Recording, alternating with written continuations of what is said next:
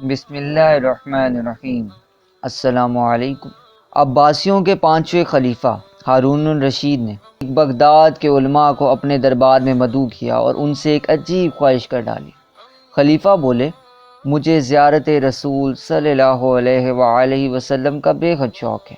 مجھے آج کوئی ایسا عمل بتایا جائے کہ میرے خواب میں نبیوں کے سردار حضرت محمد صلی اللہ علیہ وآلہ وسلم تشریف لائیں۔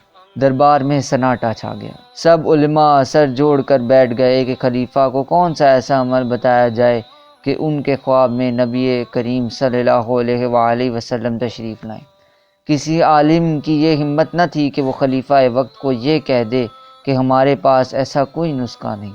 خیر، ایک بڑا عالم ہمت کر بولا، عالی جا، ہمیں ایک دن کی مہلت دی جائے تاکہ ہم اپنی دینی کتابوں میں کوئی ایسا نسخہ ڈھونڈ سکیں کہ جناب کو حضور اکرم صلی اللہ علیہ وآلہ وسلم کی خواب میں زیارت ہو جائے۔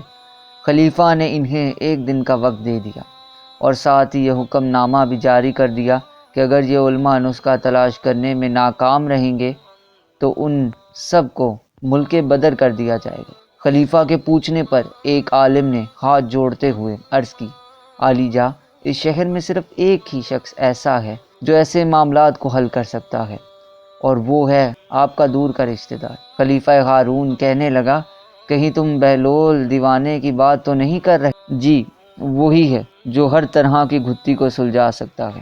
کیونکہ آپ کے سوال کا جواب ہمیں کسی کتاب میں نہیں ملا، ٹھیک ہے، بہلول دیوانے کو حاضر کیا جائے، لیکن یاد رکھنا کہ اگر اس نے بھی سوال کا جواب نہ دیا تو تم سب اس ملک سے نکال دیے جاؤ گے۔ ناظرین گرامی، حضرت واہب بن عمرو ایک نہایت اعلیٰ درجے کے بزرگ تھے، جن کو درویش صفتی اور فلسفی ہونے کی وجہ سے بہلول دانا کے نام سے پکارا جاتا تھا۔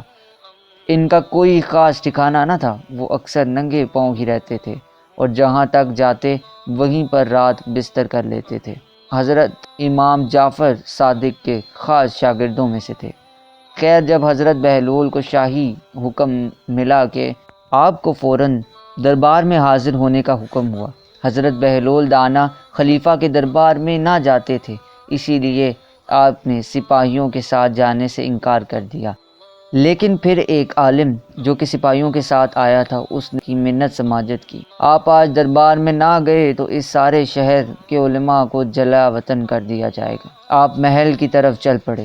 جب آپ دربار میں پہنچے تو آپ کو بتایا گیا کہ خلیفہ کو ایک ایسا نسخہ چاہیے کہ جس کے بعد اسے محمد صلی اللہ علیہ وآلہ وسلم کی خواب میں زیارت ہو جائے۔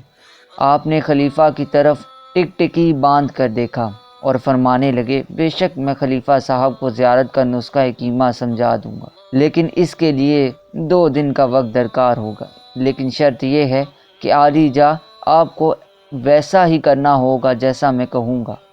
خلیفہ چونکہ چاہتا تھا کہ سب علماء کا بہلول پر جو بھرم ہے وہ ٹوٹ جائے، اور اگر بہلول سچا ہوا تو مجھے سچ میں 2 دن بعد نسخہ مل جائے گا، اس لیے اس نے حضرت بہلول دانا کی شرط مان لی کہ جیسے وہ کہیں گے خلیفہ 2 دن بس ویسے ہی کریں گے۔ حضرت بہلول دانا رحمۃ اللہ علیہ خلیفہ ہارون سے فرمانے لگے کہ کل رات کا کھانا آپ نے میری طرف کھانا ہے، میری طرف سے آپ کی دعوت ہے، اور کرنا یہ ہے، ابھی سے لے کر کل رات تک آپ نے پانی نہیں پینا۔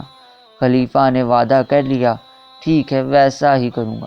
چنانچہ خلیفہ صاحب ساری رات پیاسے رہے اور اگلی شام بہلول کی جھونپڑی پر پہنچ گئے۔ خلیفہ کو بہت پیاس لگی تھی اور سوچ رہے تھے ان کی تواضع کسی اچھی مشروب سے کی جائے گی، لیکن حضرت بہلول دانا رحمۃ اللہ علیہ نے مختلف پکوان ان کے سامنے پیش کیا اور ایسا کہ یہ کھائیں اور واپس چلے جائیں۔ چنانچہ پیاس کی وجہ سے خلیفہ صاحب زیادہ نہ کھا سکے اور واپس محل میں چلے گئے۔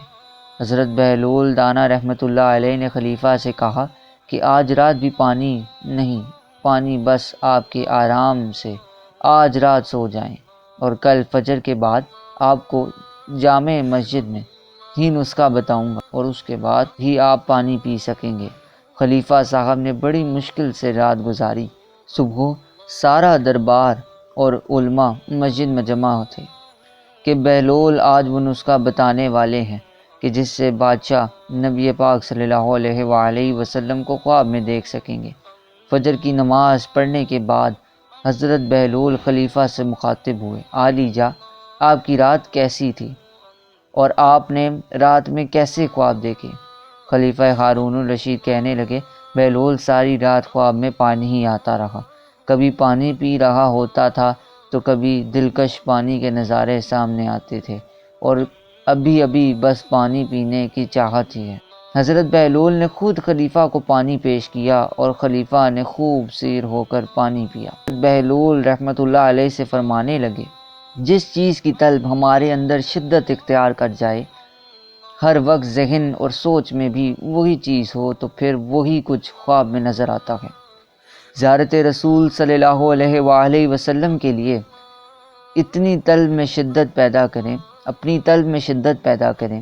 خلیفہ صاحب اپنی سوچ کو آپ صلی اللہ علیہ وآلہ وسلم کی یاد سے بھر دیں، دیدار کا انتظار کریں اور اہتمام کریں، تو خود بخود ہی زیارت نصیب ہو جائے گی۔ اللہ پاک ہم سب کو اپنے حبیب صلی اللہ علیہ وآلہ وسلم کی پر نور زیارت نصیب فرمائے، آمین۔